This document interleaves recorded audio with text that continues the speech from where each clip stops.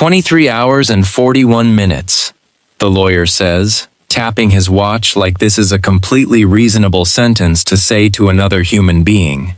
After that, every dollar goes to your cousin. You're holding a check for $10 million, and you are, by the very specific terms of a will you did not write and absolutely did not agree to, required to spend every cent of it by tomorrow at 2:14 p.m. Not invest it, not bank it, not quietly transfer it to yourself in some clever workaround your great-uncle's lawyer has clearly already anticipated and blocked. Because he built this test specifically for people like you. Spend it, meaningfully, or lose it entirely. To the one relative in this family who's been waiting 15 years for exactly this outcome. The clock started the moment he handed you the check. It is now 23 hours and 40 minutes. You have never spent money badly on purpose before. You are about to become extremely good at it, extremely fast. The lawyer's name is Ezra, and he's represented your great-uncle Eldon's estate for over 2 decades, long enough to have watched Eldon build and rebuild his fortune 3 separate times, and long enough, apparently, to have helped him draft one of the strangest inheritance clauses Ezra claims he's ever personally executed. He didn't trust hoarding, Ezra explains, not unkindly, while you're still staring at the check like it might be a prank. He used to say, money that just sits is barely different from money that never existed. He wanted to know, before he died, whether the people who'd inherit from him actually understood what money was for. Your cousin Marlo, standing across the room with an expression she's clearly worked very hard to arrange into polite neutrality, has apparently already failed this exact test once, 3 years ago, with a smaller sum. Froze up, tried to save it instead of spending it, forfeited the whole thing to a random charity Eldon had pre-selected as the fallback. She is, by every visible signal in the room, extremely interested in watching you fail the same way. Here's the actual rule structure, and it matters enormously, because it's stricter than it sounds. Ezra hands you a printed sheet. Eldon apparently insisted on this being spelled out in writing, which tells you everything about how many loopholes he'd already anticipated people trying.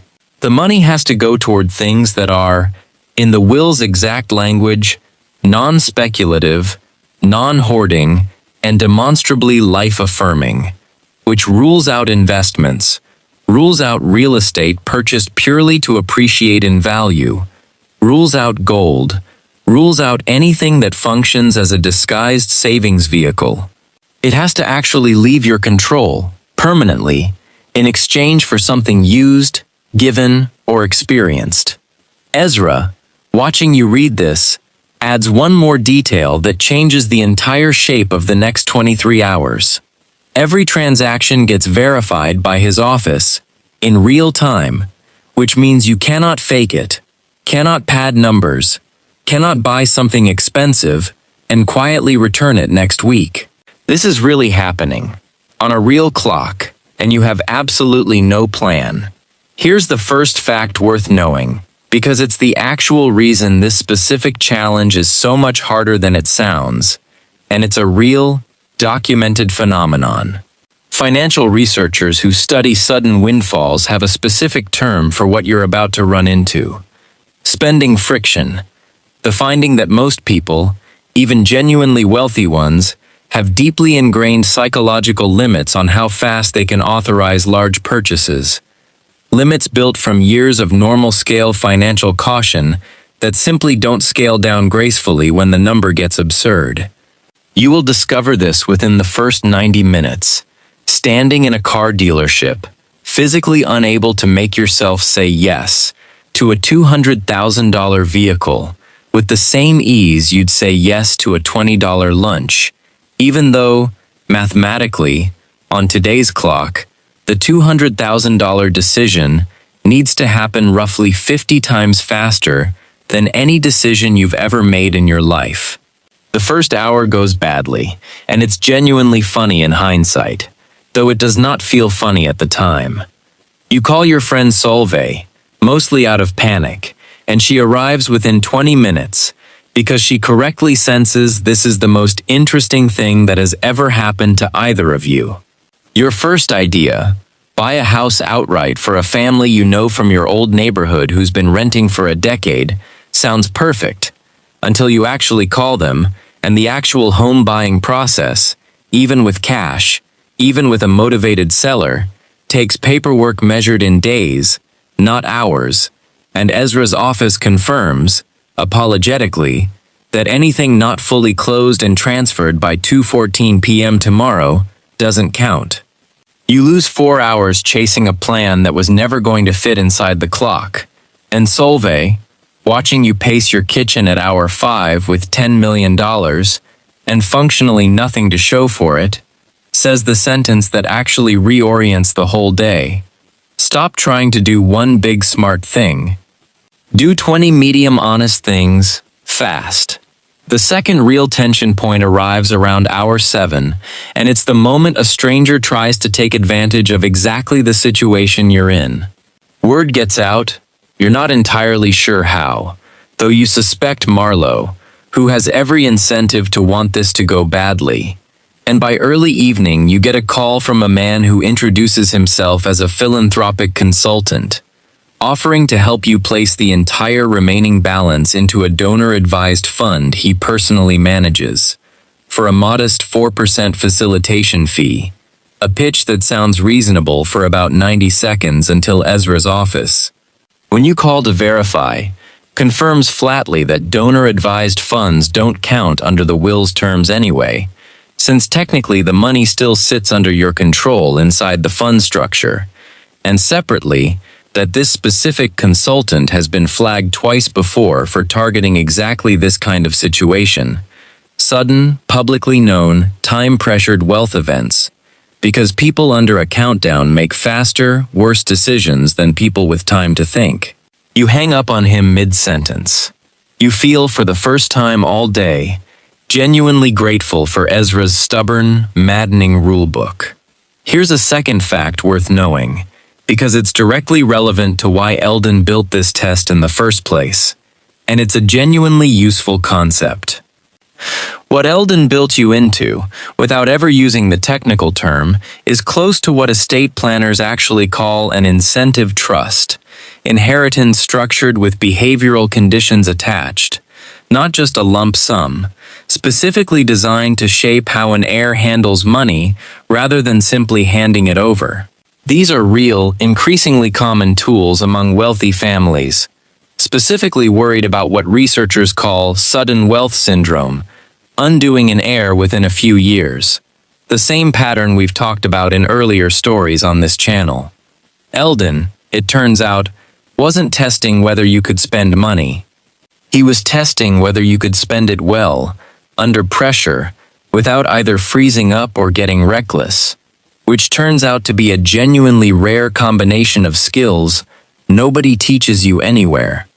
By hour 12, roughly the halfway point, you've found your actual rhythm, and this is where the story gets genuinely satisfying to watch unfold. You pay off the mortgages of 3 families from your old neighborhood outright, verified and closed within hours, because Ezra's office, to your surprise, has apparently done this exact kind of rapid close transaction before for other clients under similar clauses, and knows precisely which title companies can move fast enough. You fund a full 4-year scholarship, paid in a single lump transfer to the university's endowment, for a kid 2 doors down from your childhood home, who you watched get rejected from 3 schools last spring, purely on cost. You buy out an entire small independent bookstore's remaining lease and inventory and simply hand the deed equivalent to the owner, debt-free, because she mentioned once, years ago, that she'd have to close within the year if rent went up again, and it did. Hour 16 brings the second real crisis, and it's the one that almost breaks the whole day. You've moved roughly $6.5 million, and you hit a wall that has nothing to do with money and everything to do with exhaustion. Verifying, signing, calling, confirming. at a pace no human decision-making system is built for, and somewhere around 2 a.m., you find yourself sitting on your kitchen floor with Solveig. Both of you laughing in the specific, slightly unhinged way exhausted people laugh, because you've just spent 40 minutes trying to figure out how to give away a car wash you accidentally agreed to fully fund, before realizing neither of you actually know how many car washes constitute meaningful under Eldon's will, and Ezra, called at 2 a.m. for clarification, sounds genuinely delighted to be woken up by this specific question, which tells you something about exactly how much your great-uncle enjoyed designing this entire ordeal from beyond the grave. Marlowe calls at hour 19, and this is the moment the story reveals what it was actually about the whole time.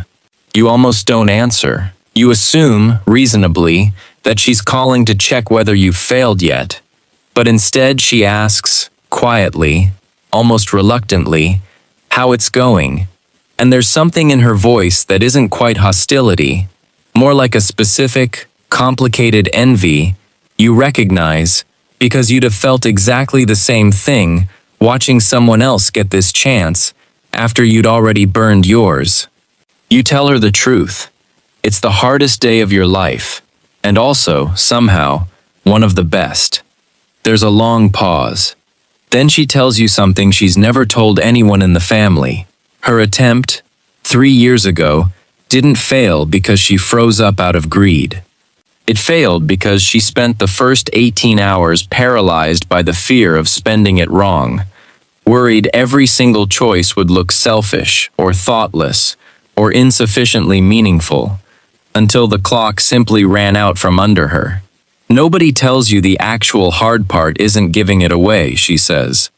It's believing your choice is good enough while you're making it, with no time to check. You think about that sentence for the rest of the night. The final 4 hours are where you make the choice that actually settles the whole day, and it's smaller than everything that came before it. With roughly $800,000 left and 90 minutes on the clock, Ezra's office flags a technical problem. A scholarship transfer you initiated is stuck in a routing delay that won't clear before the deadline, threatening to leave a real, uncomfortable gap between what you've committed and what will actually register as spent in time. Solveig, running numbers beside you at the kitchen table, does the math out loud. You need to move the remaining balance somewhere that closes instantly, cleanly, verifiably, in under 90 minutes. With zero room for a second banking delay. You call the community center 2 blocks from where you grew up. The one with the roof that's been patched, not replaced, for 6 years. The one where you learned to swim in a pool that's been closed for renovations nobody could ever afford to finish. And you offer the director the entire remaining balance, on the spot, wired directly, no conditions, effective immediately. She doesn't believe you at first. You have to say it 3 separate times, at increasing volume, standing in your kitchen at 1:40 p.m., the clock reading 11 minutes, while Ezra's office confirms the wire is processing, is processed, at 2:09 p.m., 5 minutes before the deadline that would have ended, not with a bang, but with a stuck bank transfer, and a stranger's paperwork glitch deciding your family's inheritance instead of you. Here's what the whole day actually turns out to have taught you, and it's not what you expected walking in. Ezra calls that evening, once everything's fully verified and closed, to confirm, formally, that the terms of the will have been satisfied. He tells you something Eldon apparently said to him, years ago, about why he built the clause this specific way, instead of simply leaving money outright. Anyone can inherit money. It takes an actual person to inherit responsibility for it. Fast, under pressure, without a manual. You ask Ezra if anyone's ever failed the test entirely. Not just failed to spend it well, but genuinely lost the whole thing. He tells you 2 people have, over the years, both froze completely. Both let the clock run out with millions still sitting untouched. Both watched it revert to the fallback charity Eldon pre-selected specifically because he suspected, correctly, that not everyone would manage it. Marlo texts you the next morning, no context, just, "For what it's worth, I'm glad it was you." You don't know exactly what to do with that sentence yet. You suspect you'll be thinking about it for a while. That community center's pool finally reopens next spring. I'm actually going back for the ribbon cutting, and I'll show you the whole thing when it happens. If you had 24 hours and $10 million you couldn't save, couldn't invest, could only spend meaningfully, what's the first thing you'd do with it? Tell me in the comments. I genuinely want to read every single answer on this one. Subscribe for the next story, dropping Thursday, and Marlo's actual story from 3 years ago might end up being its own episode.